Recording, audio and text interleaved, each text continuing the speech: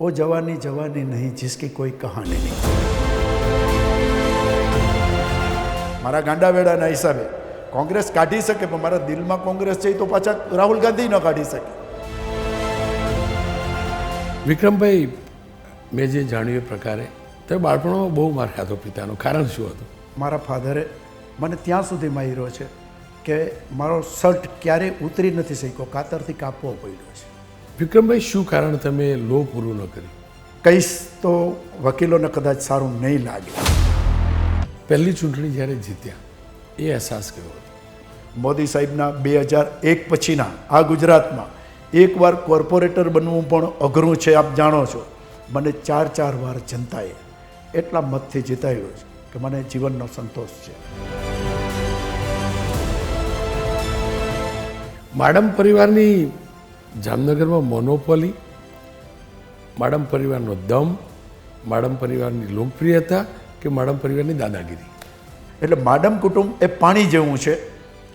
એમાં તમે દવામાં નાખો તો એ દવા બની જાય, એને તમે ઝેરમાં નાખો તો એ ઝેર બની જાય, એને તમે દૂધમાં નાખો તો એ દૂધ બની જાય, ને અમૃતમાં નાખો તો અમૃત બની જાય.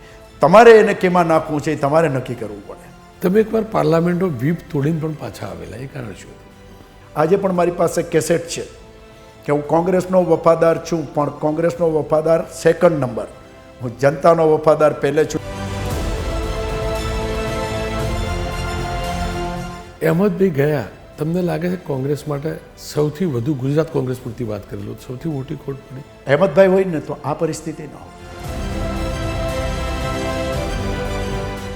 એ ઘટનાક્રમ એ પણ તો બનેલો ને, તમે કોંગ્રેસમાં રાહુલ ગાંધીને કહેલું हाँ કે હું કરી શકું એ તમે ના કરી શકો, એ શું હતું? सुनना है, मैं यहाँ से उठ के बीजेपी ज्वाइन कर सकता हूँ, आप कर सकते हो?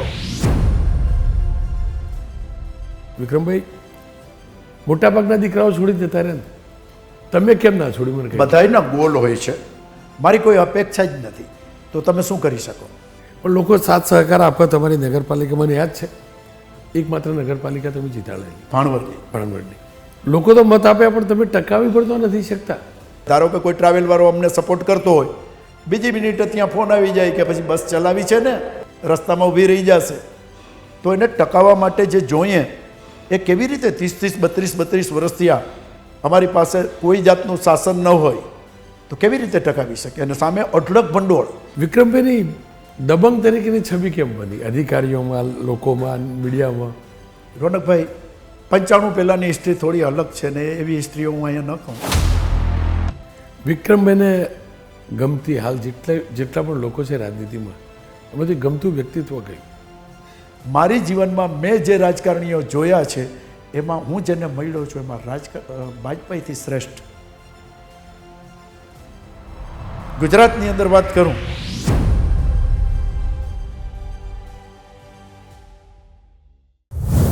ધી રોનક પટેલ શોમાં આપનું સ્વાગત છે. આજે વાત કરીશું વિક્રમભાઈ માડમ સાથે. વિક્રમભાઈ, આપનું સ્વાગત છે. નમસ્તે. મારા શરૂઆતમાં એટલું જ જાણવું છે, કોઈ એક કારણ જે તમને વિક્રમ બનાવે? મને એમ લાગે છે કે મારી માએ મને જે માનવતાનો ગુણ શીખવાડ્યો છે, અને મેં ક્યારેય માનવતાનો ગુણ ભૂલ્યો નથી. માનવતા શું છે એ કહેવાની જરૂર નથી.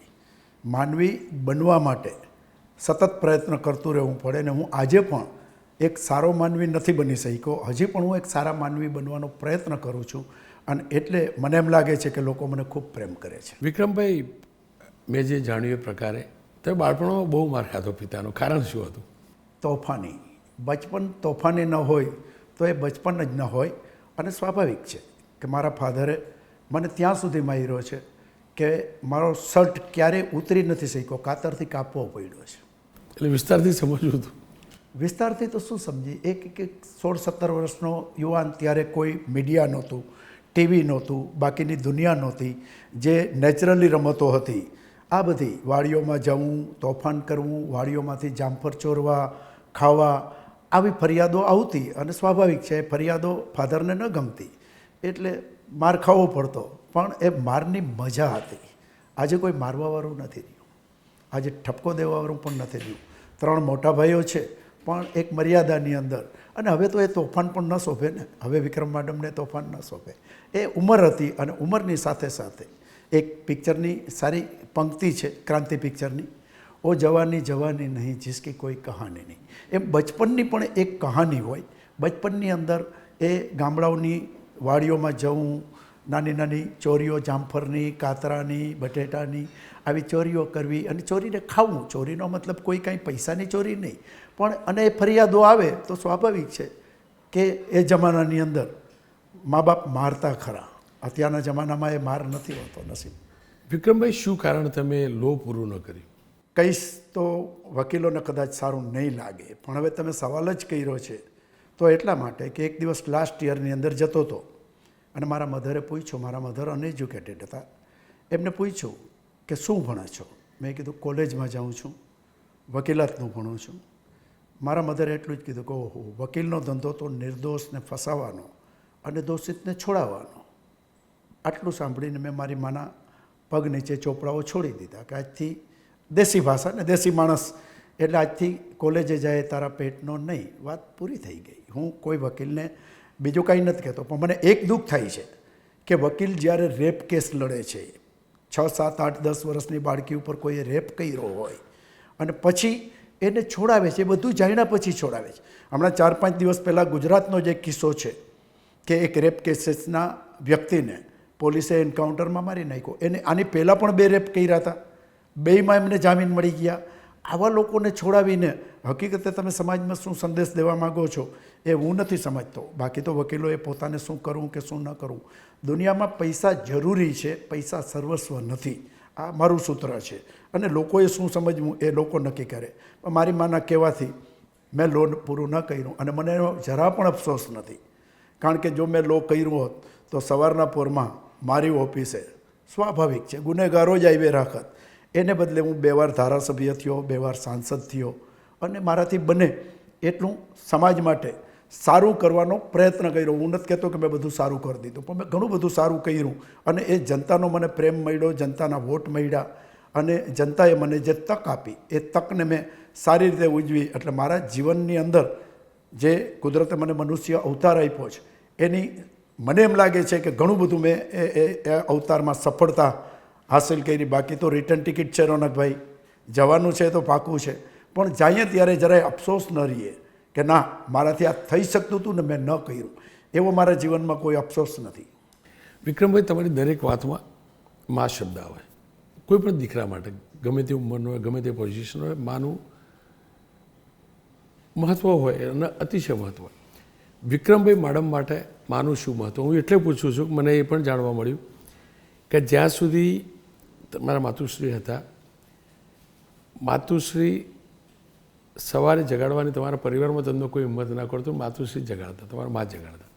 ભગવાનને મેં નથી જોયા. હું સનાતની છું, હું ધર્મમાં માનું છું. મારી માએ કુંભમેળા 4 કુંભમેળા 4 વાર કર્યા, 12 જ્યોતિર્લિંગ કરી, 4 ધામની યાત્રાઓ કરી. મારી માએ જ્યાં ધાર્મિક સ્થળો છે હિન્દુ ધર્મ માટે એમાં ખૂબ લાભ લીધો અને હું મારી મામાં ભગવાનના દર્શન કરતો હતો. 3 મોટા ભાઈઓ છે, ફાધર. મને ક્યારેય કોઈ જાતની કાંઈ વાત ટૂંકમાં દેશી ભાષામાં કંઈ તો સમજાવવાનો પ્રયત્ન નથી કર્યો, પણ મારી માએ જે કીધું છે એમાં મેં ક્યારેય વિચાર્યું જ નથી. કોઈ હિસાબ, કોઈ ત્રાજવું તોલું. મને રાજકારણી કરતાં સૌરાષ્ટ્રના લોકો કદાચ આપના માધ્યમથી મને સાંભળશે. 1980થી જામનગરની જીજી હોસ્પિટલ, જે પહેલું નામ હતું એમનું લોર્ડ ઇરવિનના ઉપર ઇરવિન હોસ્પિટલ, અત્યારે ગુરુ ગોવિંદસિંહ હોસ્પિટલ છે. આજે કચ્છ હોય, સૌરાષ્ટ્ર હોય, સોમનાથ હોય, પોરબંદર હોય, જુનાગઢ હોય, મોરબી હોય, આજે પણ દર્દીઓ આવે છે. એ માનવતાની અંદર જે મને મજા આવે છે. અને રાત્રે મને જગાડવાનો અધિકાર મારી મા સિવાય કોઈ પાસે હતો નહીં. 9 વર્ષ પહેલાં 97 યર્સ ઓલ્ડ માએ વિદાય લીધી. હવે એ અધિકાર પત્નીને મળ્યો છે. ત્યાં સુધી પત્નીને પણ એ અધિકાર નહોતો. અને મને રાત્રે જગાડવો હોય તો ફક્ત હોસ્પિટલના કામ માટે જ લોકો જગાડી શકે. ગમે એવડો ધંધો હોય, ગમે એવું બીજું કામ હોય, રાત્રે જગાડવાનો પાવર મને કોઈ પાસે નહોતો, મારી મા પાસે હતો. અને હું રાતે બાઇક લઈને હોસ્પિટલ જાઉં અને રાત્રે કદાચ 3, 4, 5 પણ વાગે મારા મધર હંમેશા પગથિયે બેઠા હોય. હું ઘણીવાર સમજાવું કે માં શું કામે ચિંતા કરે છે? તો એટલું જ કહેતા કે બેટા રાત છે, અત્યારે દુનિયા કેવી છે. મેં કહું તારો દીકરો કોકનું સારું કરવા માટે જાય છે અને કોઈ મારા ઉપર હુમલો નહીં કરે. મેં કોઈ એવું ખરાબ કામ નથી કર્યું કે મારા ઉપર કોઈ હુમલો કરે. પણ છેલ્લે માં છે ને, માનો જીવ છે. ને હું જ્યારે પણ રાત્રે હોસ્પિટલ 10-12 દિવસે એકાદ દિવસ તો મારો એવો આવતો જ કે મારે રાત્રે હોસ્પિટલ જવું પડતું હોય, અને માં હંમેશા રાહ જોઈને બેઠા હોય. જો કોઈ પણ પતિ માનો પ્રેમ કરે એટલે પત્નીને ઈર્ષ્યા થાય સહજ. ને અમારી મહેસાણી ભાષામાં માવડીઓ કે પત્ની. હા હા હા. તમને તમારા પત્ની ક્યારે ઈર્ષ્યાભાવ આવતો હોય, કહેતા હોય એવું? ક્યારે નહીં રોનકભાઈ, કદાચ નસીબ સારા હશે. મારા સસરા એ આહિર સમાજમાં પહેલા ધારાસભ્ય હતા, એટલે કુટુંબ આપ સમજી શકો છો, અને પહેલો સાંસદ હું બન્યો. અમારું કુટુંબ પણ રાજકારણથી, એટલે અમને ખબર છે કે જનતાની વચ્ચે સતત રહેવું હોય તો ઘણું બધું સહન કરવું પડે. અને દરેક સફળ પુરુષની પછવાડે એક સ્ત્રીનો હાથ હોય છે. મારી પછવાડે 2 સ્ત્રીનો હાથ, મારી માનો હાથ સૌથી પહેલો અને પત્નીનો હાથ.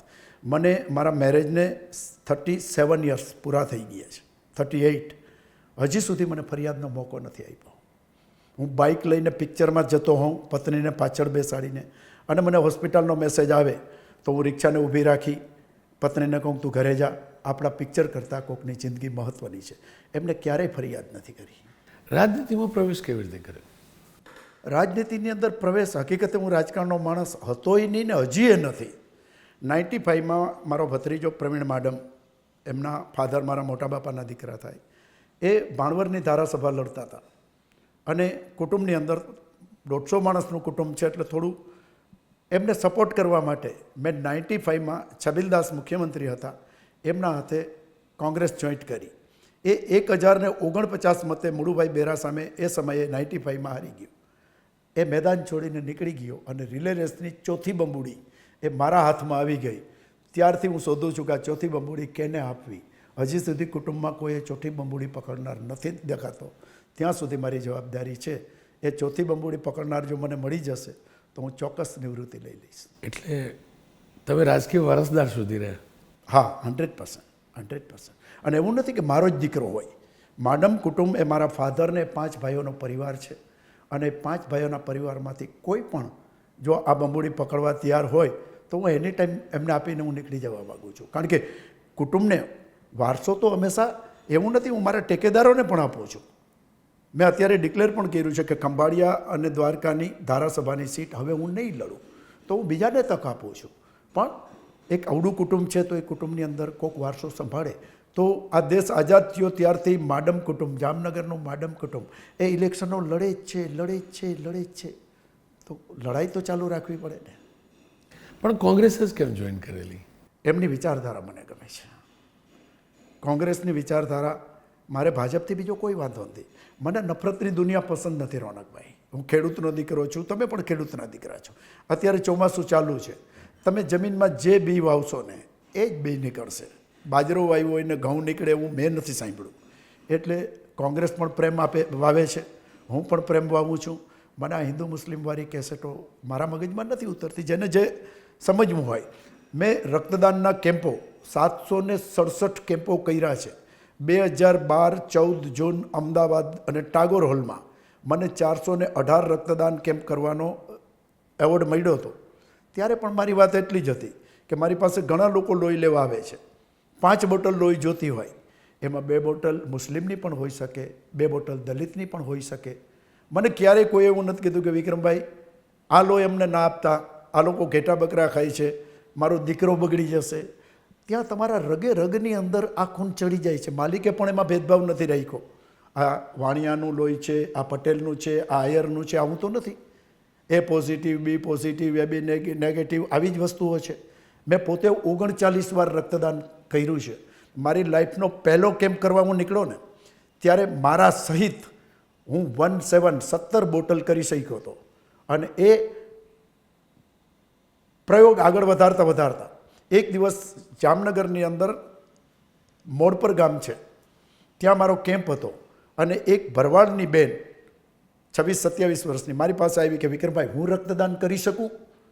આટલો શબ્દ સાંભળીને મારી આંખોમાંથી કાયદેસર આંસુ નીકળી ગયા હતા કે નહીં, આજે મારી મુહિમ, કારણ કે મેં 1980થી આ પ્રયત્ન કર્યા છે અને જામનગર અને સૌરાષ્ટ્રના લોકો જાણે છે.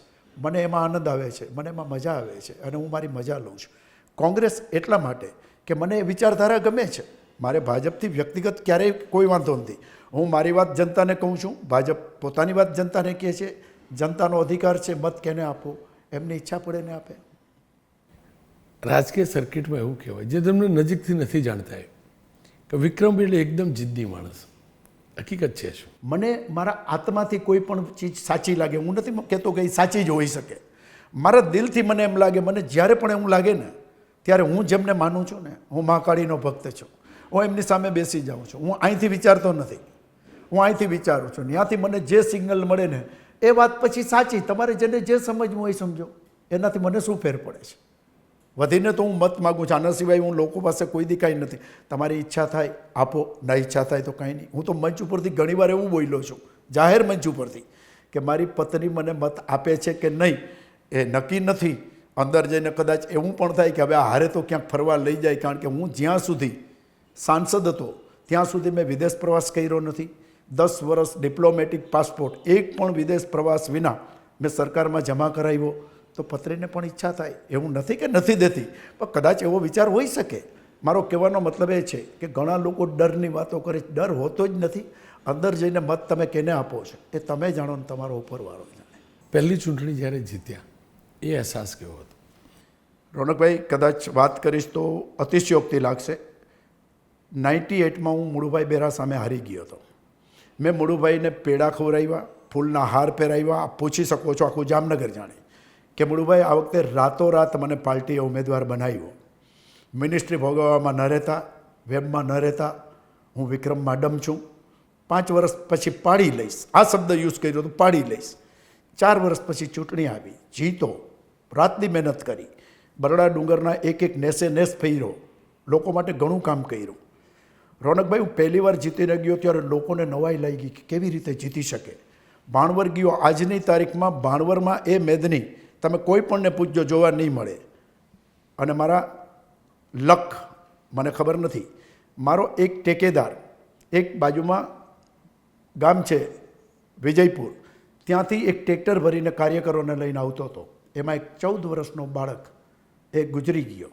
હું ત્યાં પહોંચું એ પહેલાં મને મેસેજ મળ્યો અને મેં ત્યાં જઈને હાથ જોડીને એટલું જ કીધું કે આજે મને જીતની એટલી ખુશી નથી.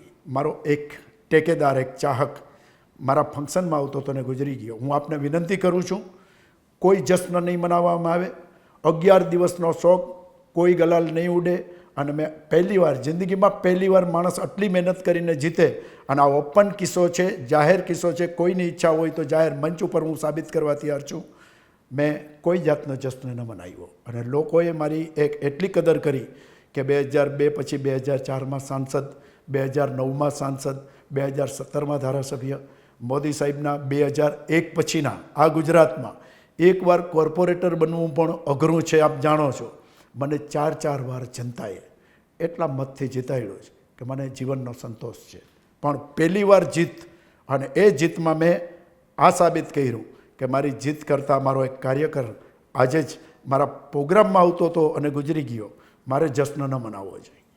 માડમ પરિવારની જામનગરમાં મોનોપોલી, માડમ પરિવારનો દમ, માડમ પરિવારની લોકપ્રિયતા કે માડમ પરિવારની દાદાગીરી? 150 માણસનું કુટુંબ છે અને સંયુક્ત કુટુંબ આજે પણ 115 વર્ષથી આ એક જ જગ્યાએ રહી છે. હું અને તમે નજીક બેઠા છીએ ને એટલા ઘર જ દૂર છે. આવું હોય તો દેખાડું, આવો ક્યારેક, કે એમની લોકપ્રિયતા એમાં બધા પોતપોતાની રીતે જીવે છે. એવું નથી, કારણ કે 150 માણસની અંદર તો સ્વાભાવિક છે. મારા ફાધરને 5 ભાઈઓનો પરિવાર છે, એમાં 4થે નંબરના મારા ફાધર, અમે પણ 4 ભાઈઓ, બહુ વિશાળ પરિવાર છે. જામનગરમાં સૌથી વધુ જો લોકોને જરૂર પડતી હોય આજથી 50 વર્ષ પહેલાં, 60 વર્ષ પહેલાં, તો હોસ્પિટલની. એ જમાનામાં કોઈ વ્યવસ્થા નહોતી. માડમ કુટુંબનો કોઈ એવો છોકરો નહીં હોય કે જે 18 વર્ષનો થયો હોય ને રક્તદાન ન કર્યું હોય. લોકો લોહી દેતા એટલા બીતા. મારા જીવનના 2 કિસ્સા તો એવા વિચિત્ર છે રક્તદાનના કે સાંભળશો તો ક્યારેક હસવું પણ આવશે, પણ એ હકીકત છે. તો માડમ કુટુંબે લોકોની ખૂબ સેવા કરી છે. માડમ કુટુંબનું પહેલું જ કામ હોસ્પિટલની અંદર લોકોને મદદ કરવાની. આજે જે સાંસદ છે એમના ફાધર હેમતભાઈ માડમ, 72, 75, 80, 85 4 વાર ઇન્ડિપેન્ડન્ટ જીતેલા. એમનું પહેલું કામ સવારે ઉઠી અને મેડિકલ કોલેજની કેમ્પસની અંદર કેન્ટીન છે, ત્યાં એમની બેઠક અને બધા ડૉક્ટરો એમને મળે. અમને પણ એમને રાહ ચીંધાડ્યો અને મેં 1980થી આ હોસ્પિટલની સેવા ચાલુ કરી. આ માડમ કુટુંબનું એક પાસું. બીજું માનવતા. કોઈ પણ જાતનું પૂર આવે, ફ્લડ આવે તો એમનાથી મોટાભાઈ ગેલુભાઈ માડમ એ રાત્રે 2 વાગે પણ દુકાનો ખોલાવીને બટેટાની ગુણીઓ કઢાવે, ડુંગળી કઢાવે, લોટ કઢાવે, રસોઈયાને બોલાવે. અને અમારે જામનગરમાં ગઢની રાંગ કહેવાય છે, ત્યાં દલિતો, પછાતો, ગરીબો એ ફરતા રહીએ છે. એમને આજુબાજુ જેટલા પણ ગરીબ લોકો છે એમની રિક્ષાઓ 10-12 સતત ચાલુ હોય. રાતે ભજીયા, ગાંઠિયા બનાવીને લોકોને રાહત 2-3, 4 દી લગી. એટલે માડમ કુટુંબ એ પાણી જેવું છે. એમાં તમે દવામાં નાખો તો એ દવા બની જાય, એને તમે ઝેરમાં નાખો તો એ ઝેર બની જાય, એને તમે દૂધમાં નાખો તો એ દૂધ બની જાય, ને અમૃતમાં નાખો તો અમૃત બની જાય. તમારે એને કેમાં નાખવું છે એ તમારે નક્કી કરવું પડે. વિક્રમભાઈ, 2014ની ચૂંટણી પરિવારની દીકરી સામે ચૂંટણી લડવાની હતી, એ ઘટનાક્રમ કેવો હતો? ઘટનાક્રમ એના કરતાં પણ અઘરો મારી પાસે એ હતો કે 1996ની અંદર એ જ ગેલુભાઈ, જે મારા મોટા બાપાના દીકરા, આજના સાંસદના મોટા બાપા, એમના પત્ની આજે પણ 88 યર્સ ઓલ્ડ જીવે છે. મારે એમની સામે પહેલી વાર લડવાનું આવ્યું. મેં આખા કુટુંબને સહમત કર્યું હતું, કોઈ મારી સામે લડવા તૈયાર હોય તો પહેલેથી કહ્યો તો હું ન લડું. અને એક ઘટના એવી બની કે સામેની વ્યક્તિએ કીધું કે વિક્રમભાઈ સામે લડવું હોય તો ભાભીને મેદાનમાં ઉતારવા પડે. મારા આગળ સૌથી અઘરી વસ્તુ તો ત્યારની હતી. અને રોનકભાઈ, આજે પણ કહું છું, કોંગ્રેસ પાર્ટીએ, હું યુવક કોંગ્રેસનો પ્રમુખ હતો, 96માં ગુજરાતની અંદર ભાજપની સરકાર હતી, કોર્પોરેશનમાં પણ ભાજપની સરકાર હતી. ચંદ્રેશભાઈ પટેલ એ સાંસદ હતા, પરમાનંદભાઈ ખટ્ટર મિનિસ્ટર હતા, રાજુભાઈ શેઠ મારા ખાસ મિત્ર છે, મેયર હતા. 21 સીટ હતી. ભાજપના 12 ઉમેદવારોએ મારી સામે નોમિનેશન ખેંચી લીધું હતું. 9 ઉમેદવારો લડ્યા હતા. અને આજે પણ રેકર્ડ કઢાવો, એક પણ જીતા નહોતા. 4 જણાની ડિપોઝિટ બચી હતી. એ 96ની અંદર હું વગર સિમ્બોલે, કોંગ્રેસના સિમ્બોલ વિના, મારી પોતાની, અને એક પણ કોંગ્રેસીને હાથ જોડીને કીધું હતું કે આવતા નહીં, આ નગરપાલિકા હું મારી રીતે લડીશ, કારણ કે કોંગ્રેસે મને સિમ્બોલ નથી આપ્યું. મારા માટે સૌથી અઘરું 96 હતું. અને પછી અઘરું 2014 હતું. કુટુંબનું ડિવિઝન, કુટુંબના તમામ સભ્યોની પીડા કે હવે શું કરવું, અને એ પીડાને મીડિયા સામે વર્ણવી ન શકાય. એ પીડા ભોગવી છે. 3.5 વર્ષ સુધી કુટુંબની વચ્ચોવચ્ચ હું રહેતો હતો. અને કુટુંબના તમામ સભ્યો ને એમને પણ દુઃખ હતું ને મને પણ દુઃખ હતું. પણ જ્યારે મહાભારતનું યુદ્ધ થાય ત્યારે યા તો કોઈ એક પક્ષે તો રહેવું જ પડે. ભીષ્મ પિતામહને પણ દુઃખ હતું, મારા પરિવારના પણ. આજે પાછો મારો પરિવાર એ થોડો ટાઈમ દુઃખ થયું. અને મારા મધર ગુજરી ગયા. હું દિલ્હી હતો, હું નહોતો પહોંચી શક્યો. રોનકભાઈ, આખા કુટુંબે એ પ્રસંગને પૂરો કર્યો, ઉકેલો. અને હું દિલ્હી હતો. મેં ત્યાંથી આદેશ કર્યો કે મારી રાહ ન જુઓ, હું પહોંચી શકું એમ નથી. અનરાધાર વરસાદ હતો. મધરને મારી ગેરહાજરીમાં વિદાય આપવી પડી. તમે એકવાર પાર્લામેન્ટનો વ્હીપ તોડીને પણ પાછા આવેલા, એ કારણ શું હતું?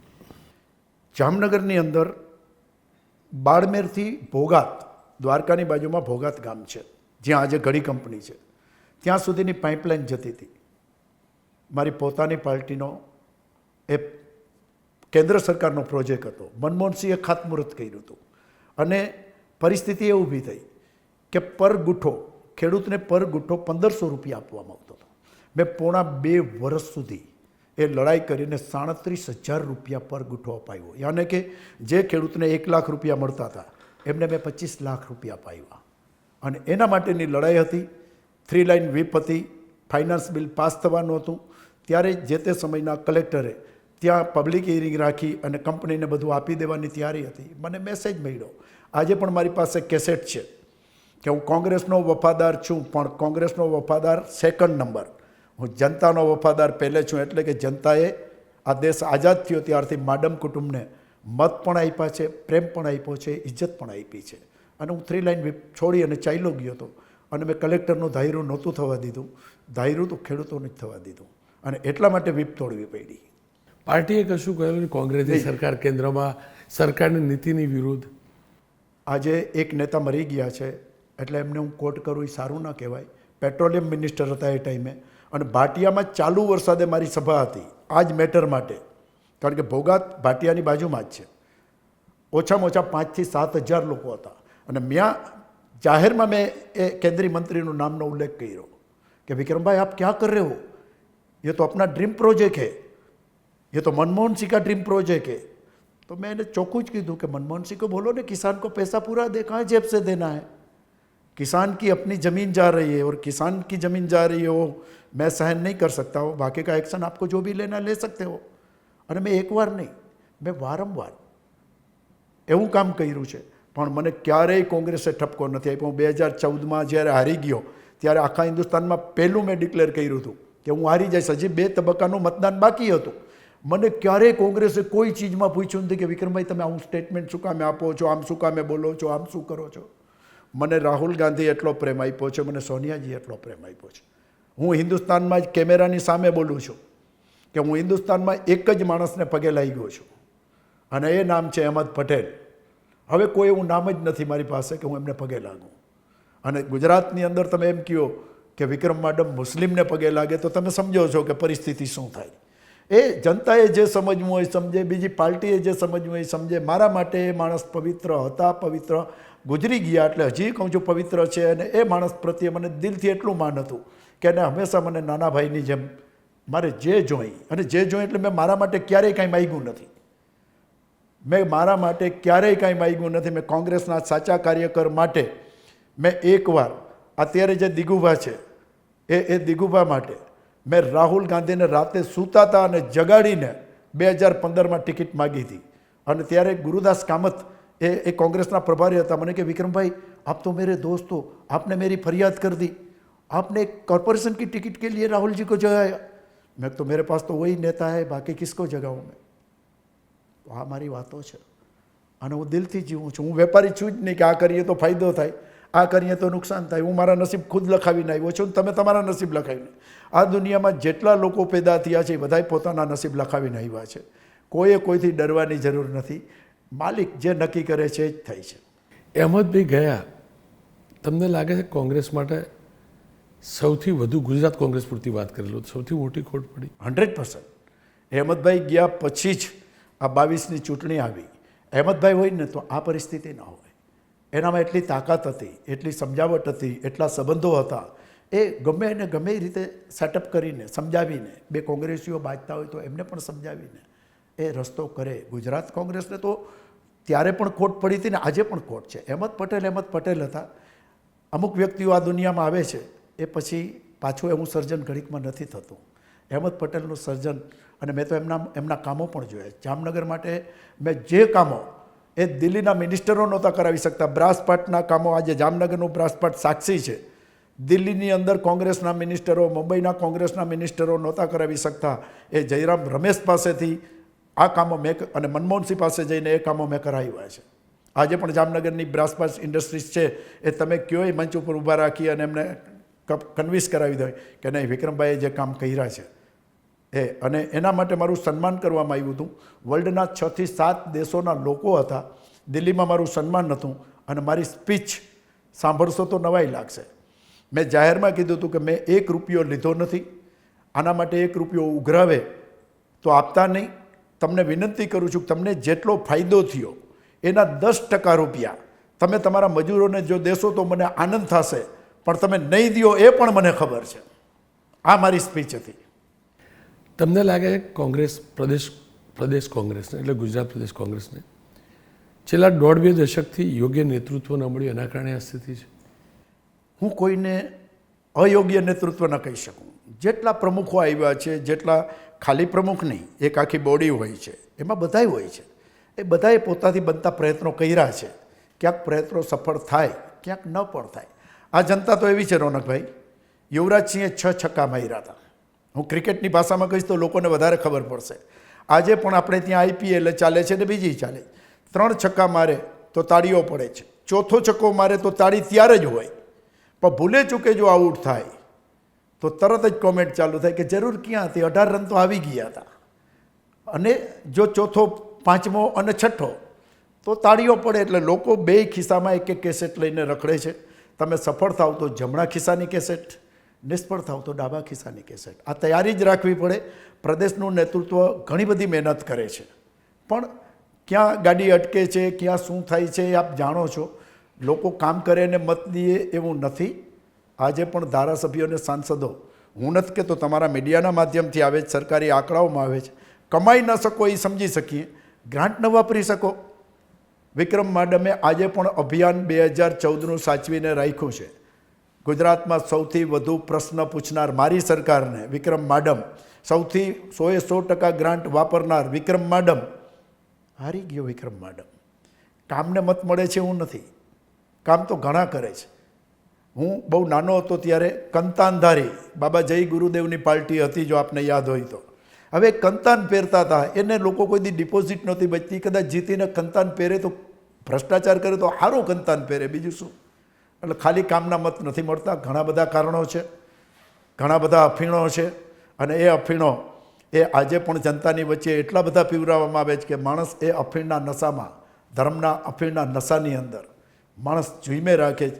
માણસને ખબર નથી કે કેવડું મોટું નુકસાન છે, એ તો આવતી પેઢીને ખબર પડશે. વિક્રમભાઈ, આપણે 3-6ની વાત કરી, પણ પહેલા બોલે બોલ્ડ, બીજા બોલે બીજો બોલ્ડ, ત્રીજા બોલે ત્રીજો બોલ્ડ, ચોથા બોલે ચોથો બોલ્ડ. સતત વિકેટ જ જતી હોય તો લોકો ટીમના કેપ્ટનને કહેતો ખરા ને કે ટીમ કેવી બનાવી. અને હકીકત છે, કેટલી ચૂંટણીઓ હારી કોંગ્રેસ. રોનકભાઈ, ઘણી બધી વસ્તુઓ બને છે. ધારો કે તમારો ઇશારો થોડો એવો પણ છે કે કોંગ્રેસમાંથી જતા રહીએ છે.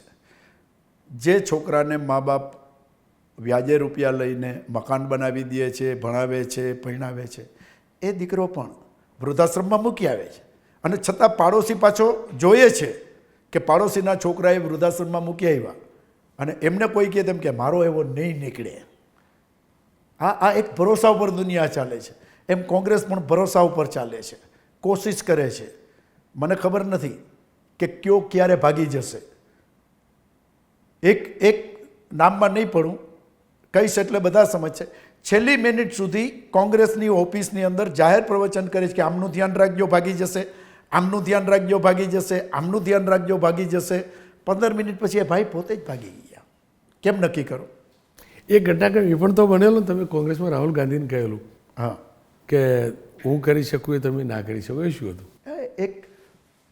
અમે લોકો એક ટીમ હતી રાહુલ ગાંધીની, એમાં જ્યોતિરાજે સિંધિયા, સચિન પાયલોટ, નવીન જિંદાલ, દીપિંદર હુડા, મિલિંદ દેવરા, ટૂંકમાં યા તો મિનિસ્ટરના દીકરા, યા તો મુખ્યમંત્રીના દીકરા, યા તો કેન્દ્રીય મંત્રીના દીકરા.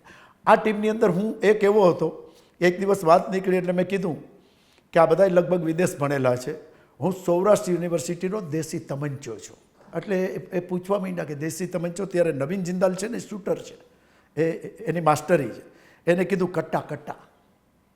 એ વાત આખી ચાલતી હતી. એમાં એક વિષય એવો આવ્યો, એમાં ચર્ચા તો થતી હોય, એમાં વાતમાં મારાથી એક શબ્દ યુઝ થઈ ગયો કે છોડો ને ભૈया, ये चीज़ छोड़ते हम लोग बात करते, जो बात करनी वो करते, ये छोड़ो. बोला नहीं विक्रम भाई, आपने ऐसा बोला कि मैं जो कर सकता हूँ आप नहीं कर सकते हो. વાત કંઈક એવી હતી કોંગ્રેસના તોફાનની, મારા તોફાનની જ. એટલે મેં કીધું કે તમે વધીને શું કરી શકો? યા તો મારી ટિકિટ કાપી શકો, યા તો મને કોંગ્રેસમાંથી કાઢી શકો. હું કરી શકું એ તમે ન કરી શકો, આવો શબ્દ મારાથી બોલાઈ ગયો. અને એને એ શબ્દ પકડી લીધો. એને મને એટલું જ કીધું કે વિक्रम भाई आपने डायरेक्ट मेरे को चैलेंज दिया कि ऐसी कौन सी चीज़ है जो विक्रम मैडम कर सकता है और मैं नहीं कर सकता हूँ. मैं बोला छोड़ो भैया, हम लोग जो चीज़ करने बैठे वो कर लेते हैं, अभी ये सब. बोला नहीं, मेरे को सुनना, आपने मेरे को चैलेंज दिया. मैं बोला आप नहीं सुन पाओगे. बोला नहीं, मैं सुनूंगा, मैं आपको सुनता हूँ ना. ठीक है, सुनना है. मैं यहाँ से उठ के बीजेपी ज्वाइन कर सकता हूँ, आप कर सकते हो? बोला आप मेरे को छोड़ सकते हो? मैं हाँ, हम लोग तो अपने बाप को भी छोड़ सकते हैं. મારો કહેવાનો અર્થ એ હતો. તે પછી એ ટીમમાંથી આજે 80% લોકો રાહુલ ગાંધીના જે નજીકના કહી શકાય, એમની સાથે ભણેલા કહી શકાય, એ છોડીને ચાલ્યા ગયા. હું વારંવાર એમને 4-6-8 મહિને મળું છું ત્યારે કહું છું કે ગયો આ ગયો આ ગયો. હું ત્યારે પણ એ કહેવાનો હતો. તમને કદાચ અત્યારે ભાજપ એમ કહે કે આવો તમને ભાજપના મુખ્યમંત્રી બનાવીએ તો તમે બની શકો, તો એ હસીશ. જેમ તમારી સાથે બેઠો છે એમની સાથે એકવાર નહીં અનેક વાર 35-40 મિનિટ મને દિલથી સાંભળે છે. મારે કેવું હોય કહી દઉં છું, પછી એને અમલ કરવો ન કરવો એ એમની ઈચ્છાની વાત. પણ હા, મને સાંભળે છે અને મને આનંદ આવે છે કે મને સાંભળે તો છે. તમે કહ્યું દીકરા મા બાપને છોડીને જતા રહે, હકીકત છે. પણ અનેક દીકરાઓ, મોટાભાગના દીકરાઓ મા બાપને જોડે રાખે, ગમે તે સ્થિતિઓ મા બાપને ન છોડવા જોઈએ. પણ રાજનીતિની અંદર તમે જે ઉદાહરણ આપ્યું એટલે કહું છું વિક્રમભાઈ, મોટાભાગના દીકરાઓ છોડી જતા રહે ને, તમે કેમ ના છોડી મને કહી બધાયના ગોલ હોય છે, બધાયને કંઈક જોઈ છે. અપેક્ષા છે એ દુઃખનું મૂળ છે. મારી કોઈ અપેક્ષા જ નથી તો તમે શું કરી શકો? મારે કંઈ મને જેટલું જોઈશ મારી કેપેસિટી કરતાં લાખ ગણું વધારે ઉપરવાળો મને આપે છે. ચોખ્ખા ધંધા છે, 42 વર્ષથી આ ઇન્કમ ટેક્સ ભરું છું, કોઈ ખોટું કામ નથી, કાંઈ મતલબ નથી. મારે શું કામ અને કેટલું જોઈએ? કેટલું જોઈએ? જમવાની તો 3 રોટલી છે, ઇનફ છે. જાજી કોઈ અપેક્ષાઓ નથી. અને મેં કીધું એમ મારે જોઈ છીએ એના કરતાં 1 લાખ ગણું વધારે. તો હવે પછી શું મિનિસ્ટર થઈને કરવાનું શું? મારે કોઈને ભ્રષ્ટાચારી નથી કહેવા, મિનિસ્ટર થઈને કરવાનું શું? પછી 6 વાગ્યામાં હાજર, અહીંયા આ જવાબદારીઓ. મને આ કોઈ શોખ નથી. બાકી 2 વારનો સૌરાષ્ટ્રનો કોંગ્રેસનો એકમાત્ર સાંસદ છું રોનકભાઈ. ઓપન કહું છું. કુંવરજીભાઈ કોંગ્રેસમાંથી 1 વાર જીતા, જસુભાઈ 1 વાર જીતા, વિઠ્ઠલભાઈ 1 વાર જીતા, વિક્રમ માડમ 2 વારનો સાંસદ, 2 વારનો ધારાસભ્ય. કોઈ કંડમ માલ નથી, ટકોરાબંધ માલ છું, પણ વેચાણીઓ માલ નથી, એટલે કોઈ ખરીદી ન શકે. અને કાંઈ જોતું જ નથી ને, કાંઈ જોતું જ નથી તો શું કરી શકો? મારે જે જોઈશી 2 દીકરાઓ છે, 1 દીકરી છે, પત્ની છે, અને 150 માણસનું માડમ ફેમિલી. પછી એ મારો સમાજ, મિત્રો. જામનગર સિટીની અંદર છેલ્લા 50 વર્ષ શબ્દ યુઝ કરું છું. 45 થી 50 વર્ષમાં જામનગર સિટીમાં કોંગ્રેસને લીડ નથી મળી. 2004 અને 9માં મારા સમાજનો 0.5% મત છે અને જામનગર સિટીમાંથી લીડ લઈને આવ્યો છું. મારી પાસે બધા સમાજના મિત્ર વર્તુળ એટલા છે. જામનગરનું ચાંદી બજાર એટલે વાણિયાઓનો ગઢ, ત્યાં કોંગ્રેસને 5% મતે ન મળે. એ બૂથોમાંથી પણ હું લીડ લઈને આવ્યો છું. મારી પાસે એવા સારા મિત્રો છે. હું નહીં, મારા મિત્ર વર્તુળની તાકાતોથી હું વારંવાર.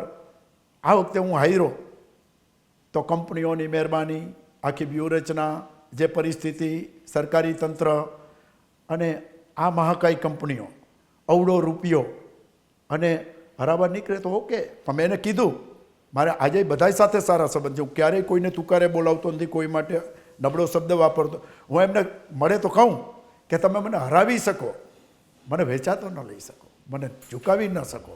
હારે તો આ દેશમાં ઇન્દિરા ગાંધી વડાપ્રધાન હતા ત્યારે હારી ગયા, અને બાકીના નામો લેવા જેવા નથી. છેલ્લી ચૂંટણીની અંદર તો બધાય મુખ્યમંત્રીઓ, એ કેજરીવાલ હોય, એ મમતા હોય, એ સ્ટાલિન હોય, મુખ્યમંત્રી હોય, 2 જગ્યાએ લડતા હોય ને હારી. હાર એ લાંછન નથી રોનકભાઈ, હાર એ લાંછન નથી. મેદાન છોડીને, ખરાબ પરિસ્થિતિમાં મેદાન છોડીને જાઉં.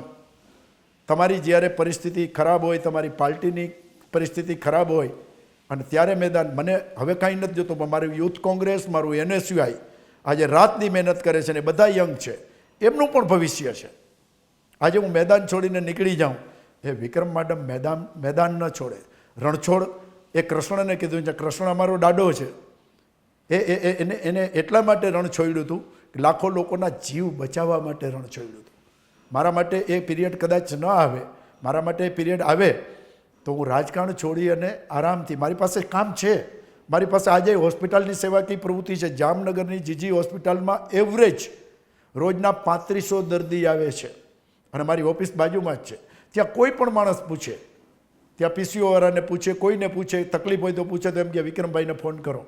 આજે રોનકભાઈ ઓપન કહું છું, મારા મોબાઈલ નંબર ઉપર તમારી ઈચ્છા પડે ત્યાંથી મિસ કોલ મારજો, તમને સામે ફોન આવશે કે બોલો ભાઈ, કોણ બોલો છો ને શું કામ છે. વિક્રમભાઈ, લીડ તો બરાબર તમે શહેરમાં લઈ આવ્યા, લીડ ખરી, પણ જીત કેમ નહીં? જીત ક્યારે?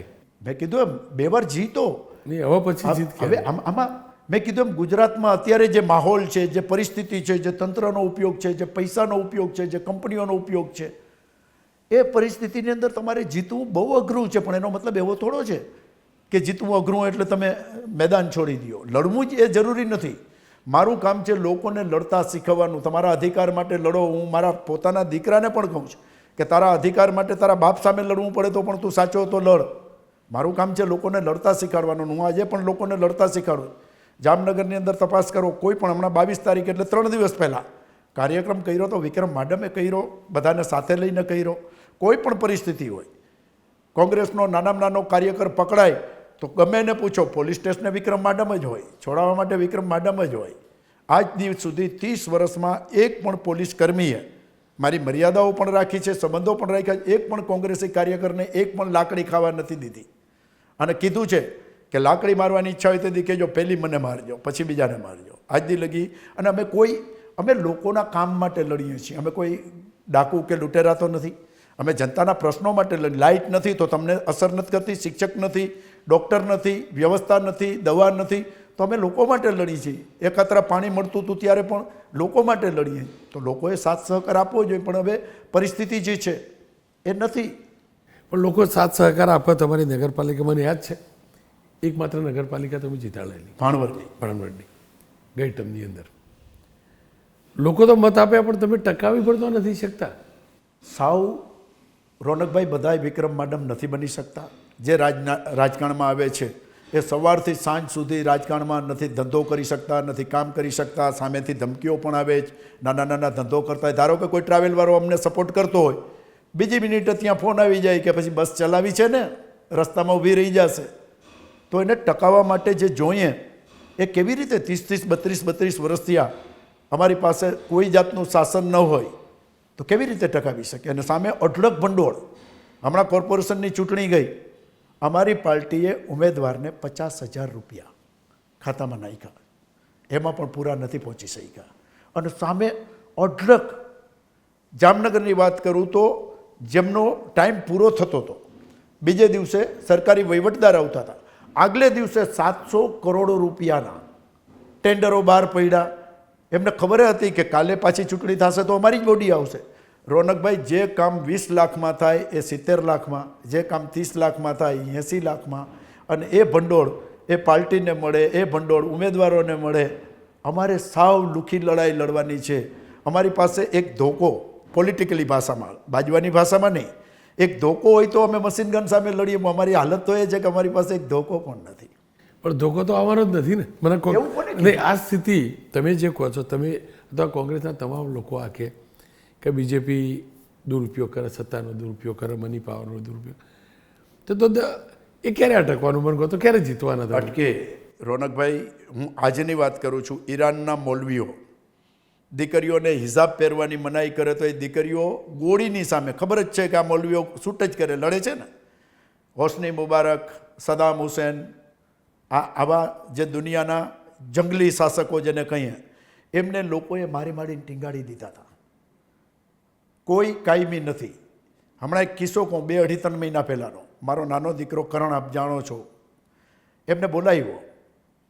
હું સમયે સમયે દીકરાનું ઘડતર કરું છું. સમજવા જેવો કિસ્સો છે કે બેટા, એક બાપ તરીકે હું ઈચ્છું કે તને જીવનમાં ક્યારેય દુઃખ ના આવે, પણ બેટા દુઃખ તો આવશે. આ પૃથ્વી ઉપર રામાયણ, મહાભારત, ભીષ્મ પિતામહ, આ બધાને સાંભળ્યા છે, જોયા છે ને? તો કે હા, બધાને દુઃખ આવ્યું ને. માણસ એમ કે હું તારોય બાપ છું, તો રામનો બાપ દશરથ, એને તકલીફ પડી ને. મેં તને આજે એટલે બોલાવ્યો છે કે જીવનમાં તારા ઉપર તકલીફ આવે ત્યારે મગજનો કંટ્રોલ ન ગુમાવતો, કારણ કે છેલ્લે તો હોય મારો દીકરો છે ને, મગજનો કંટ્રોલ ન ગુમાવતો. હું તને આજે એટલે બોલાવું છું કે કાલે સૂર્યગ્રહણ છે. 1.5 કલાક જે સૂર્યથી આખી પૃથ્વી અને લોકો રાડ દે છે, એ પૃથ્વી ઉપર કાલે સૂર્યગ્રહણ છે. આ સૂર્ય પણ 1.5 કલાક શાંત થઈ અને પોતાનો સમય પસાર કરશે, અને 1.5 કલાક પછી પાછો સૂર્ય છે. એમ તું ધ્યાન રાખજે. તો વિક્રમ માડમનો દીકરો છો, તારા ઉપર તકલીફ આવશે, બાપ તને ચેતવે છે, પણ એ સમયને તું વ્યવસ્થિત રીતે પાસ કરજે, પછી પાછો તું જ છો. તો આ મારું ઘડતર છે. હવે કેટલું લીએ કેટલું, અને છે નો ડાઉટ સંજોગો અને સમય નથી. રોનકભાઈ, મારો દીકરો કરણ, ઓપન કહું છું કે 7 વિક્રમ માડમને ભેગા કરીને નીચોવો, અને એમાંથી એક બને એ છે. સમય એને ક્યાં લઈ જશે એ એનું કામ. અને બીજું, દુઃખી નથી, ફૂલ બધી રીતે. 26 વર્ષની ઉંમર છે, રૂપાળો છે, પૈસા છે, કુટુંબ છે, અને જામનગરમાં નહીં, સૌરાષ્ટ્રમાં નહીં, ગુજરાતમાં મારી એક આબરૂ છે. અને અમે કોઈ એવું કામ નથી કરતા કે લોકો અમને મારે. મારો પોતાનો વિચાર એવો છે કે લોકો મારી ક્યારે નાખે. યા તો તમે કોઈની મા બેન દીકરીની ઇજ્જત ઉપર હાથ નાખો તો મારી નાખે, પછી નાનામાં નાનો માણસ હોય તો મારી નાખે, યા તો કોઈની રોજીરોટી જટી લ્યો તો મારી નાખે. હું આવું કાંઈ તો કામ કરતો નથી. મારું જમીન મકાનનું બહુ મોટું કામકાજ છે, શેરબજારનું મોટું કામ છે. હું કોઈ દી ભરેલ કબજે લેતો નથી, વાદવિવાદવાળું લેતો નથી, કોઈનું મન દુઃખ થાય તો લેતો નથી. અને મને રોકવો હોય, અત્યારે જામનગરમાં અદાણી આવે છે, જમીનોના ભાવ જ્યાં 300 રૂપિયા ફૂટથી 1800 થઈ ગયા છે. રિલાયન્સની આજુબાજુના ગામડાઓની વાત કરું તો જોગવડ ગામ છે, ત્યાંથી 6 વર્ષ પહેલાં 5 લાખ રૂપિયા જમીનનો વીઘાનો ભાવ હતો, અત્યારે 1.25 કરોડ રૂપિયા છે. 5 વર્ષમાં 25 ગણો ભાવ વધારો થયો, તો વિક્રમ માડમ આગળ એ નજર છે કે કોણ આવે છે, શું ખરીદે છે, આપણે શું ખરીદવું જોઈએ. ધંધો તો કાયદેસર કરું છું, અને કાયદેસર કરીને સરકારને મેં હમણાં ગઈ 17 તારીખે એક સોદો કર્યો, તો એક જ સોદાની અંદર સરકારને 40 લાખનો ટેક્સ આપ્યો. તો હું વર્ષે ઘણો બધો ટેક્સ આપું છું સરકારને. તમે કહ્યું કે દીકરાને તમે શીખવાડો છો ગમે તેવી સ્થિતિ આવો પિત્તો નહીં ગુમાવો. શું વિક્રમભાઈ પિત્તો નહીં ગુમાવતા? હું પિત્તો ગુમાવું, પણ ગમે એવો પિત્તો ગુમાવું તો મારામાં અપશબ્દો નથી આવતા, કોઈ વલ્ગારિટી નથી આવતી. ગુસ્સો તો આવે, માનવી છું. ગમે એટલી મહેનત કર્યા પછી જો માણસને ન ઈચ્છા થાય તો ગુસ્સો આવે, પણ ગુસ્સામાં મેં ક્યારેય એલફેલ કોઈ બીજા શબ્દો આપને ખબર હોય તો જ્યારે દ્વારકાની અંદર પાલભાઈએ હોદ્દો ગ્રહણ કર્યો તે દિવસે જ અમિતભાઈનું સાંજે શપથ ગ્રહણ થયું, મને ખબર નહોતી, અને સવારે મેં જાહેર કર્યું કે હવે પછી હું ખંભાળિયા દ્વારકાની સીટ નહીં લડું. એનું કારણ હતું, ઘણાને એમ હતું વિક્રમભાઈ હવે દ્વારકા લડશે, કોઈ કે ખંભાળિયા લડશે તો બિચારો લોકલ કાર્યકર છે એ ઓલું કરે. ત્યારે મને મીડિયાએ એક સવાલ કર્યો હતો કે જનતાએ શું સમજવું. રોનકભાઈ, હું આ શબ્દને સમજું છું, આ શબ્દનો અર્થ શું છે? તો મારો જવાબ એટલો જ હતો કે જનતાને જે સમજવું એ સમજે. યાને કે હું મત માગવા નીકળું તો મને મત ના આપ્યા. અત્યારે ખુલ્લું બોલું છું, આનાથી વધારે જનતા શું કરે? અને હું જરાય દુઃખી નથી. મેં કીધું એમ 10 વર્ષ સાંસદ હતો ત્યાં સુધી મેં વિદેશ પ્રવાસ નથી કર્યો, સરકારી ખર્ચે મને ચાન્સ મળ્યો તો નથી કર્યો.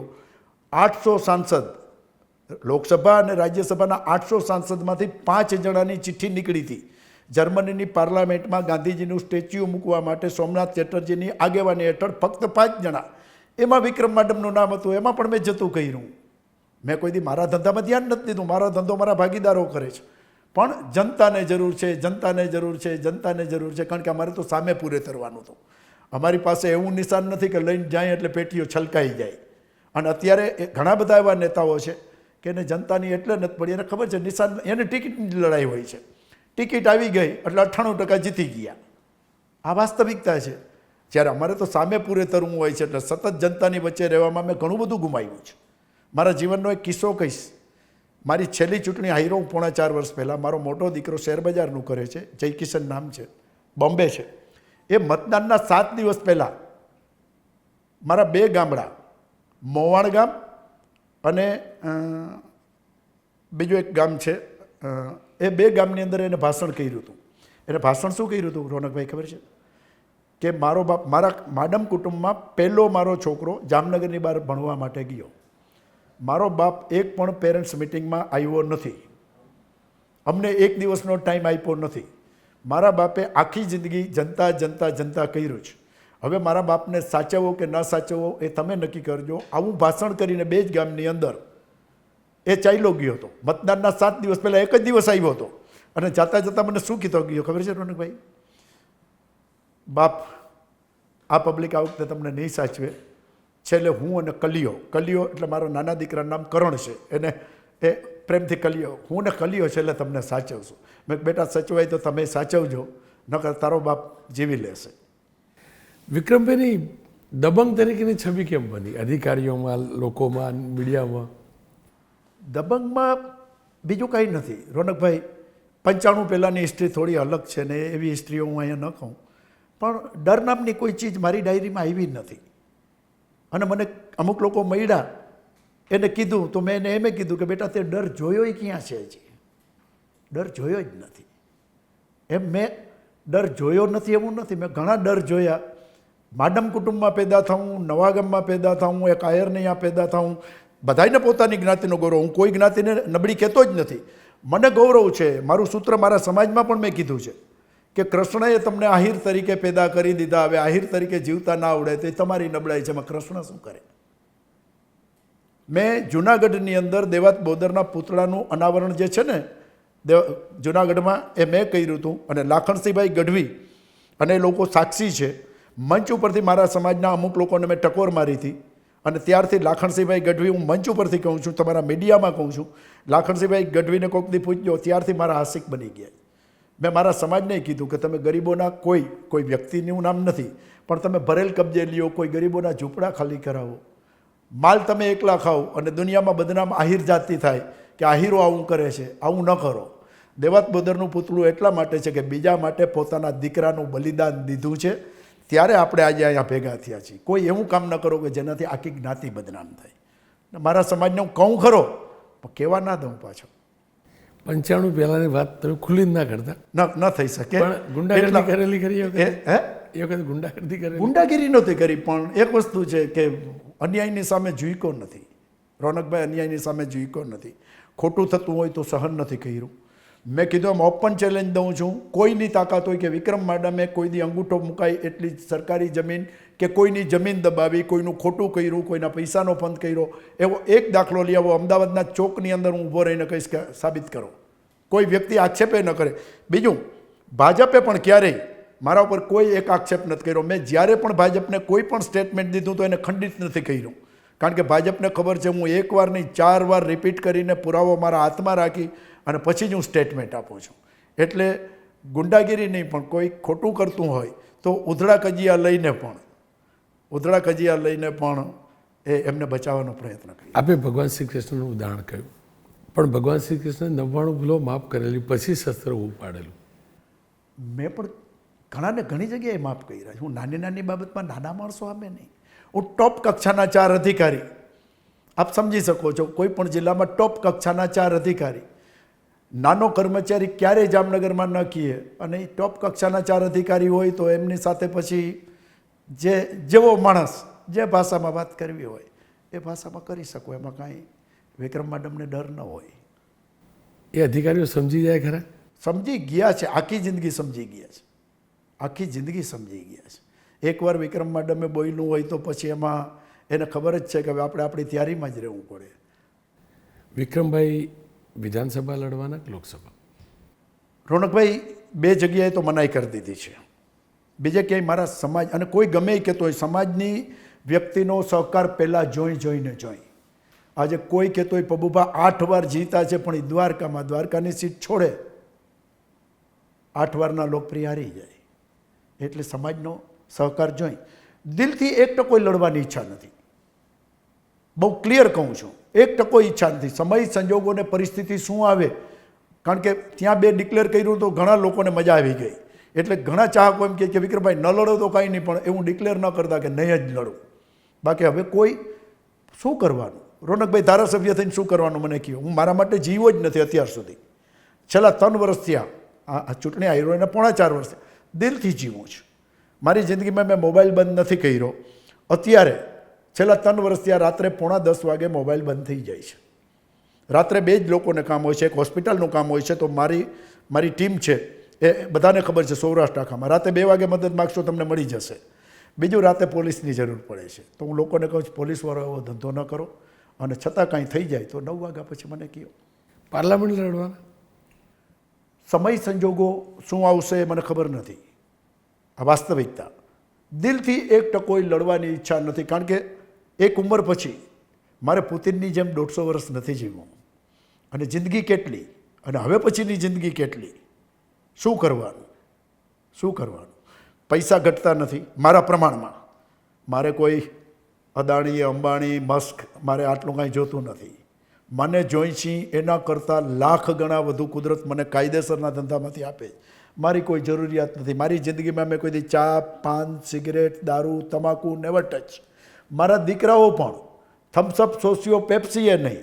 એને એટલું જ શીખવાડ્યું છે કે શરીર છે એ તમારી મૂડી છે, શરીરની મૂડી ન ગુમાવતા બાકીની મૂડી ગુમાવી દેશો તો આપણે કમાઈ લેશું. તો મારે હવે કોઈ એવી જરૂરિયાત નથી. છતાં પાર્ટીને જરૂર પડે, પરિસ્થિતિ હોય. છેલ્લી 2 લોકસભા ત્યાં પાર્ટી કહે તો હું ના પાડું છું. હું જીતી શકું એમ નથી. મને મત મળે છે, નથી મળતા હું નથી. જીત જેટલા ન મળે. અને બીજું, હું મત લઈ લઉં પછી હું મેદાન ન છોડી શકું. તમે મને મત દીધો, કોઈ ગામે મને મત દીધો, ઓપન થાય તો 5 વર્ષ સુધી એમને સાચવવા એ મારી જવાબદારી હોય છે. અત્યારે મારી જવાબદારી 1.25 વર્ષ છે. હું ચૂંટણી હાર્યો એને 3.5 વર્ષ થયા છે. આ 15 મહિના મારી નૈતિક જવાબદારી છે. પછી મને ઠીક લાગશે એ પ્રમાણે હું કોંગ્રેસ નહીં છોડું. સિવાય કે કોંગ્રેસ મને કાઢી મેલે તો વાત અલગ છે. બાકી હું કોંગ્રેસ નહીં છોડું. મજબૂર કરે ખરા કોંગ્રેસવાળા કાઢવા મજબૂર કરે ખરા એવા બની શકે. એનું કારણ છે કે હું ક્યારેક ગમે કે ન ગમે હું મીડિયામાં નથી બોલતો. બાકી આજ દી લગીના જેટલા પ્રમુખ થઈ ગયા ગુજરાતમાં અને દિલ્હીની અંદર હું બેફામ બોલું છું કે આ સાચું છે, તમારે માનવું હોય તો માનો, ન માનો તમારી મરજી, પણ સાચું આ છે. પણ કદાચ કોંગ્રેસ મારા ગાંડાવેડાના હિસાબે કોંગ્રેસ કાઢી શકે, પણ મારા દિલમાં કોંગ્રેસ છે એ તો પાછા રાહુલ ગાંધી ન કાઢી શકે. મારા દિલમાં તો કોંગ્રેસ જ છે અને એ કોંગ્રેસ જ રહેશે, એમાં ફેર નહીં પડે. કોંગ્રેસ કાઢી મેલે તો હું ઘર પકડું, પણ હું બીજી પાર્ટી જોઈન્ટ ન કરું. વિક્રમભાઈના જીવનનો સંકલ્પ શું? કાંઈ નહીં સાહેબ, જેટલું પણ સારું થાય એટલું કરતું રહેવાનું. અને જીવન એક હું પોતે એવું માનું છું કે હું રોજ એક દિવસ મૃત્યુ તરફ આગળ વધી રહ્યો. જે લખ્યા હશે 80, 85, 90 જે કાંઈ લખ્યું હશે, જાય છે તો એ બાજુ એક બાજુ કોઈ એવો સંકલ્પ નથી કે મારે આ જોઈ છે, મારી આ તમન્ના છે. કાંઈ તમારું ધાર્યું થતું જ નથી. માનવી તરીકે તમે ખાલી કરવું કરો. બાકી વિજયભાઈ રૂપાણીનો જે બનાવ બન્યો આપણે જાણી, એક વ્યક્તિ બચી ગયો તો શું કાંઈ એમની માસ્ટરી હતી? રોનકભાઈ આજે 2 દાખલા આપીશ. ક્યારેય કોંગ્રેસ વિજયભાઈ રૂપાણી ગુજરી ગયા, એકબીજાને શ્રદ્ધાંજલિ દેવા નથી આવતા. વિજયભાઈ રૂપાણી ગુજરી ગયા ત્યારે વિક્રમ માડમ જામનગરના તમામ કોર્પોરેટરો, તમામ આગેવાનોને લઈને વિજયભાઈને શ્રદ્ધાંજલિ દેવા માટે ગયો. આ જામનગરનો એકમાત્ર કિસ્સો છે. વાજપેયીજી ગુજરી ગયા ત્યારે હું ધારાસભ્ય હતો. મારા ઓફિશિયલી એકાઉન્ટ પર મેં લખેલું છે કે હિન્દુસ્તાનના હૃદય સમ્રાટને વિક્રમ માડમના આખરી સલામ. ભાજપના આ નેતાને વિક્રમ માડમ હિન્દુસ્તાનના હૃદય સમ્રાટ કેમ કહી શકે? હા, વિક્રમ માડમ અગર કલેજું છે. આ ભાજપવાળો કોઈ હિન્દુસ્તાનનો ગમે એટલો કોંગ્રેસનો સારો નેતા હોય એના માટે આ શ્રદ્ધાંજલિ ના આપે. અમારા 2 ઓપન દાખલા છે. હું 10 વર્ષ સાંસદ હતો ત્યારે વિજયભાઈ રાજ્યસભામાં હતા. અમે દિલ્હીથી આવતા પણ બોમ્બે સાથે, બોમ્બેથી રાજકોટ મારી ગાડી. આ જ રીતે 6 વર્ષ. એક સારી વ્યક્તિ, મને દિલથી માન હતું તો હું આખી કોંગ્રેસ પાર્ટીને કમ્પ્લીટલી કોર્પોરેશનના વિરોધ પક્ષના નેતા સહિત જઈને શ્રદ્ધાંજલિ આપવા ગયો હતો. વિક્રમભાઈને ગમતી હાલ જેટલા પણ લોકો છે રાજનીતિમાં, એમાંથી ગમતું વ્યક્તિત્વ કયું? આજે છે જી, આજે છે નહીં, મેં જોયેલા છે એમાંથી મને બહુ ઓપન કહું છું, વાજપેયીથી શ્રેષ્ઠ વ્યક્તિ મેં નથી જોયા. હોઈ શકે કોઈ, મેં નથી જોયા. મને જે અને વાજપેયીજી સાથે મને એક જ વાર બેસવાનો મોકો મળ્યો. 2004માં હું જીતો. વાજપેયીજી પણ પાર્લામેન્ટની અંદર સેન્ટ્રલ હોલમાં બેઠા હતા. હું એમને સામેથી મળવા ગયો, નમસ્તે કર્યો, એમની સાથે બેઠો, થોડી વાતચીત કરી. એમણે મને કીધું આપ બીજેપી મેં ક્यों નહીં આતે? પછી મેં એને દિલ ખોલીને વાત કરી, અચ્છે હો આપ જहाँ હો વहाँ ડटे રહેના. આ એમના શબ્દો હતા. આ એમના શબ્દો. મારી જિંદગીની એક જ મુલાકાત સમથિંગ 12-15 મિનિટ. મને માણસ આજે કહું છું, જેને જે સમજવું હોય એ સમજે. મારી જીવનમાં મેં જે રાજકારણીઓ જોયા છે એમાં હું જેને મળ્યો છું એમાં વાજપેયીથી શ્રેષ્ઠ. ગુજરાતની અંદર વાત કરું તો નીતિન કાકા માટે કોઈ ગમે કહેતું હોય, હું નથી કહેતો કોઈ ખરાબ કહે છે. મને નીતિન કાકા ગમ્યા છે, મને ગમે છે તો મને ગમે છે. આ તો મારી વાત છે ને, કોઈને ગમે અને બધાને ગમે એવી વ્યક્તિ બની જ નથી. રોનકભાઈ, ગાંધીજીને 78 વર્ષ પહેલાં મારી નાખ્યા, હજી પૂતળા બનાવીને એના વંશજો છરીઓ મારે. શું ખરાબ કર્યું હતું? તો હું કાંઈ ગાંધીજી તો નથી, હું બધાને ગમવું એ તો શક્ય નથી. એવી મૂર્તિ કુદરતે બનાવી જ નથી.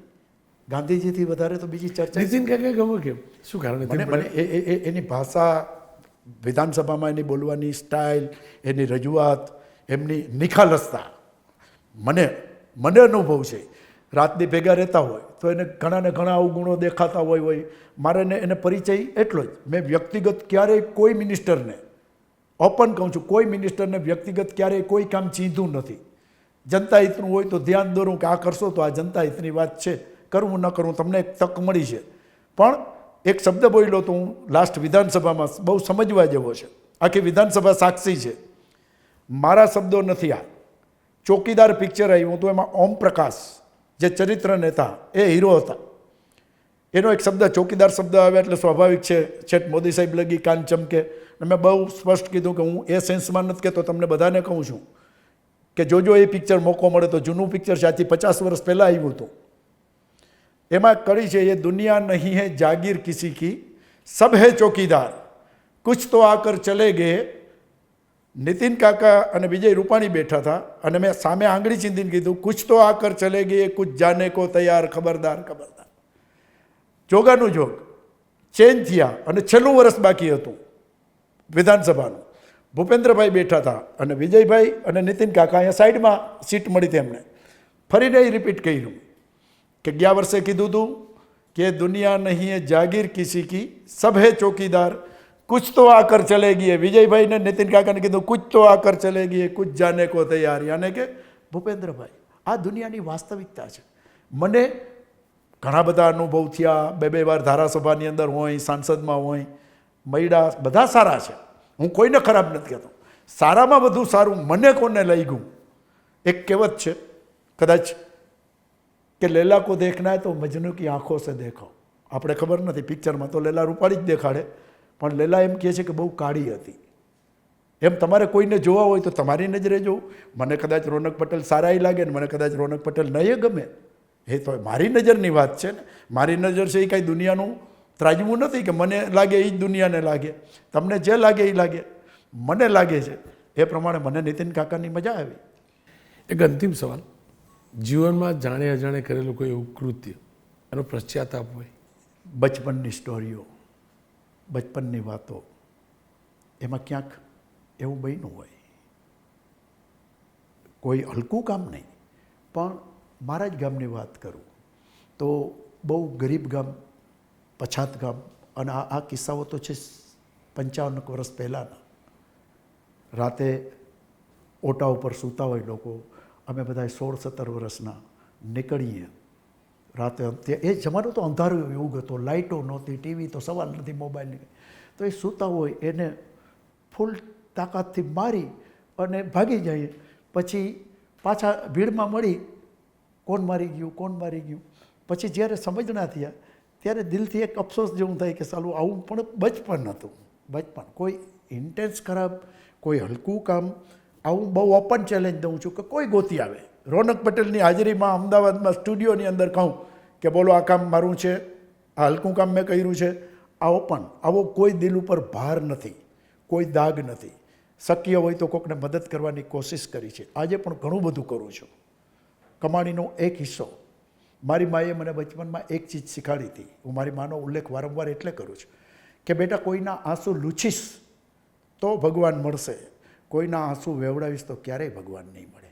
આ એક જ સૂત્ર ઉપર મારી જિંદગી હું તરી ગયો, મને એવું લાગે છે. દુનિયાને જે લાગતું હોય મને એવું લાગે છે, અને મારા બાળકોને પણ હું એ જ કહું છું. તમે જોજો કોકને તમે મદદ કરશો ને તો તમને દિલથી એટલી બધી મજા આવશે. હું સાંસદ હતો ત્યારે પણ હોસ્પિટલમાં બાઇક લઈને ચક્કર એકલો મારતો, ધારાસભ્ય હતો ત્યારે હતો, આજે પણ મને મજા આવે છે. અહીંયા મને અંતરથી આશીર્વાદ દેવાવાળા છે. અને હું 3 વાર એવા ગંભીર એક્સિડન્ટમાંથી બચ્યો છું. મેં કીધું ને મારા ગાંડા વેડાઓની કોઈ ચર્ચા જ ન હોય. સાંસદ હતો અને ઓપરેશન ટેબલમાં મારું ઓપરેશનની તૈયારી હાલતી હતી, ત્યાંથી ઉઠીને નીકળી ગયો અને એપેન્ડિક્સ બ્લાસ્ટ થયું. મને અહીં બોમ્બે અમદાવાદથી આવ્યા ડૉક્ટર હરિભક્તિ પાસે. હરિભક્તિને એ કિસ્સો પૂછ્યો, લાંબો છે એટલે જાજો નહીં કહું, પણ ત્યારે 4 મિત્રોને બોલાવ્યા હતા, ભરતસિંહ, શક્તિસિંહ, હિંમતસિંહ અને અર્જુનભાઈ. ખૂબ આનંદ કર્યો હતો. 10% બચવાનો ચાન્સ હતો, 15%. અને મને અંદર લઈ જતા હતા ઓપરેશનમાં. 2006માં સાંસદ હતો ત્યારની વાત કરું. મેં હરિભક્તિને કીધું કે 10 મિનિટ મળશે. મને કે વિક્રમભાઈ હવે 10 મિનિટ શું છે? મેં કહ્યું 10 મિનિટ જ મારા બાપની છે, મને ખબર છે 15%માં તો તમે એનેસ્થેસિયા સુંગાડશો, પછી કોણ આવશે ને કોણ નહીં આવે. આ ભાઈબંધો આગળ 10 મિનિટ મજા કરાવી લેવા દો ને. આ 4 નેતાઓના નામ દીધા, 4 નેતાઓ સાક્ષી છે. આવા ગાંડાવેડા કોઈ ન કરે.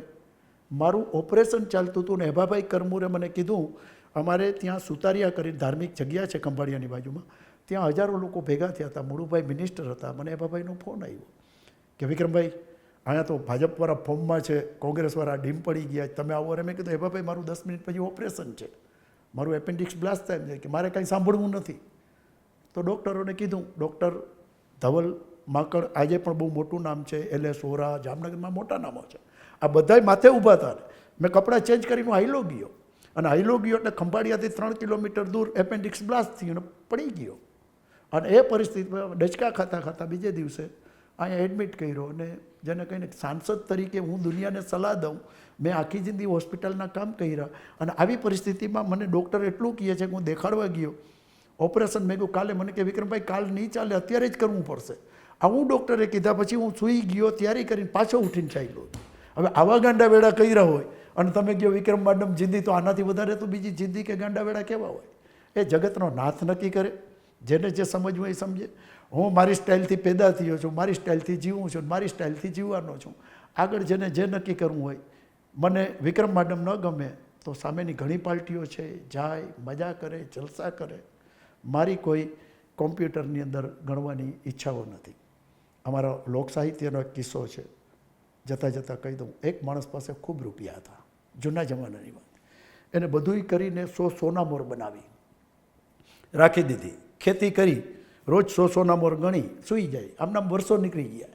એક દી મારા જેવાની નજર પડી ગઈ, માલ નીકળી ગયો. 100 ઠેરીઓ રાખી દીધી. એ રાડું પાડવા માંડ્યો કે માલિક હું લૂંટાઈ ગયો, આમ છે તેમ છે ફલાણું. કુદરત કે શું થયું? તો કે તને ફેર શું પડે, તારે રોજ ગણીને સૂઈ જ જવું છે ને. 100 સોના મોર છે, 100 ઠેરી છે, ગણીને સૂઈ જાય ને. ઘણા લોકો આગળ રૂપિયા છે વાપરી નથી શકતા. એને હજી ખબર નથી કે સિકંદર નથી લઈ ગયો, અકબર નથી લઈ ગયો, આપણે નથી લઈ જવાનું. થોડુંક તો વાપરીએ. 5-7 વર્ષે વાવાઝોડું આવે છે, ધરતીકંપ આવે છે, કોરોના આવે છે. એ એટલા માટે આવે છે રોનકભાઈ, આ મારી ફિલોસોફી છે કે તમને તક દઈએ જ કે વાપર, આજ તક છે. અત્યારે જે વરસાદ 2 દિવસથી પડે જ ને, એવો વરસાદ પડતો હોય ને 2 માળ સુધી પાણી હોય અને છત ઉપર મારી પરિસ્થિતિ કદાચ એવી બને કે હું મારા બાળકોને લઈને ઊભો હોઉં, નીચે પૈસા હોય, બેંકમાં પૈસા હોય, પણ શું કામના? કોક ફૂડ પેકેટ નાખે ને તો વિક્રમમાં ડમ ખાય. આવું 2005માં બન્યું હતું. ગોવિંદા ફસાઈ ગયો હતો મુંબઈમાં. લોકો રાડું પાડતા હતા કે ગોવિંદા અમારો ભાવ નથી. ગોવિંદા મને કે વિક્રમભાઈ મેં ક્યાં કરું, મેં બી 2 માલે તક પડા હતા. એમ કુદરત દર 5 વર્ષે એવરેજ એકાદો બનાવ આ એટલો નાખે છે. પૈસાદારોને કહે છે કે વાપર વાપર, નહીંતર આ બધું તણાઈ જશે. વિક્રમભાઈ આપનો ખૂબ ખૂબ આભાર. આભાર આભાર.